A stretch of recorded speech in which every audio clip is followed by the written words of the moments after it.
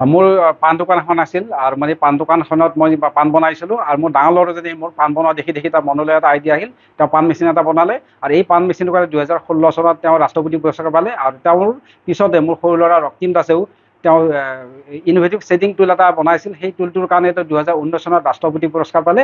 আৰু এই দুইটা ৰাষ্ট্ৰপতি পুৰস্কাৰ পোৱাৰ পিছত আমি অলপ অনুপ্ৰাণিত হ'লোঁ। তাৰপিছত ইনোভেটিভ এই ক্ষেত্ৰখনত আমি জড়িত হৈ পৰোঁ। এতিয়ালৈকে আমি অসমত যিটো পশুপালন বাঁহ হয়, এই বাঁহৰ ৰিলেটেড বেম্বো ৰিলেটেড কিছুমান আমি মেচিন তৈয়াৰ কৰিলোঁ। আৰু এই মেচিনবিলাক আমি অসমৰ বিভিন্ন ঠাইৰ লগতে ভাৰতবৰ্ষৰ বিভিন্ন ৰাজ্যৰ লগতে ভাৰতবৰ্ষৰ বাহিৰলৈ আমি মেচিনবোৰ পঠাবলৈ সক্ষম হৈছোঁ। আৰু এই মেচিনবোৰ আমাৰ সুসমাদৰ লাভ কৰিছোঁ।